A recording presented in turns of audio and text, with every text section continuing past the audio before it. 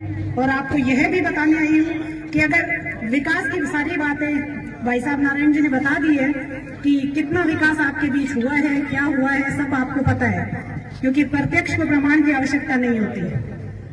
अब अगर इसी कड़ी से कड़ी जोड़ेंगे तभी विकास संभव है। आप पड़ोस की विधानसभा में देख सकते हैं, 1 साल हुआ है, विधायक बीजेपी के ये कितना काम हो रहा है। और आप इसी खींवसर की विधानसभा का जो 1 साल जब पूरा ही नहीं हुआ था, 6 महीने ही हुए थे, उस समय सारा पैसा, 1 साल का सारा पैसा एक ही दिन में निकाल दिया गया था। लेकिन ये बीजेपी की सरकार है जिसने वो पैसा आज भी रोक रखा है। 1 साल पूरा होने वाला है। आज जो विधायक चुन के जाएगा, आपकी अगर कृपा रहेगी तो शायद नहीं जाऊंगी, तो वो जिस दिन 23 तारीख को रिजल्ट आएगा और आचार संहिता हटते ही वो जो 1 साल का पैसा सैंक्शन हुआ है दूसरे ही दिन आ जाएगा। वो उन्होंने रोक इसीलिए रखा है कि कहीं आरएलपी वोट नहीं ले जाए। लेकिन आपको ये पता है कि ईमानदारी की राजनीति कौन करता है? जब आपका नेता ईमानदार होगा तो उसको चारों तरफ से घेरने की कोशिश की जाएगी, लेकिन उस चक्रव्यूह को तोड़ने के लिए आप सबको भागीदारी निभानी होगी।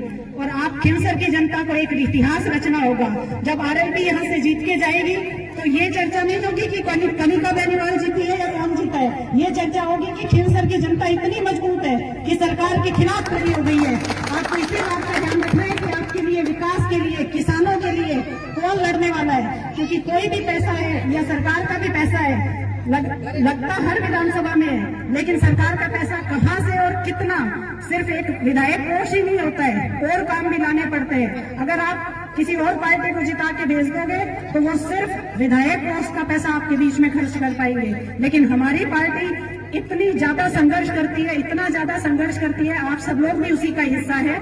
इतना संघर्ष करते हैं हम कि कहीं न कहीं से और भी ले पड़ते हैं। और उसी संघर्ष का परिणाम होता है कि जो काम आसपास की विधानसभा में नहीं होता वो खींवसर में होता है। इसलिए आपको खींवसर की जनता को मजबूती रखनी है। और इसके साथ आप अगर मुझे मजबूत करोगे तो राष्ट्रीय लोकतांत्रिक पार्टी की बात देश में चलेगी।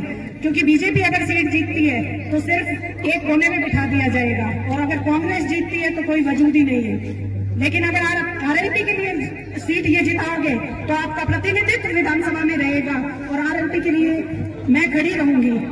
मुझे जो नेतृत्व या जो भी मुझे मार्गदर्शन मिलेगा वो मेरा आला कमान या तो जनता रहेगी, या जो 2 मजबूत स्तंभ आपके बीच में रहने वाले हैं वही होंगे। मेरे पास ना दिल्ली से पर्ची आएगी, ना मुख्यमंत्री जी के यहाँ से पर्ची आएगी। मेरे पास पर्ची जो आएगी वो सिर्फ आपके पास से आएगी।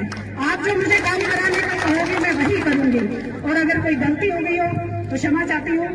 आपको इतनी देर तक इंतजार कराया, 6 घंटे 7 घंटे आप लोगों ने इंतजार किया, और इतनी बड़ी तादाद में आशीर्वाद देने के लिए आए हैं, धन्यवाद। और 13 तारीख को एक ही ध्यान रखना है, सिर्फ बोतल का निशान, और वही आपका भी विकास है, वही हमारा भी है। आप इसी चीज का ध्यान में रखें। 13 तारीख तक मजबूती रखें, किसी से घबराने की जरूरत नहीं है। सिर्फ थोड़ा सा नजर घुमा लीजिए कि मेड़ता में 1 साल में क्या क्या काम हुए हैं। आपको सब पता चल जाएगा कि विकास कहाँ हुआ है और कहाँ नहीं। धन्यवाद साहब, राम राम।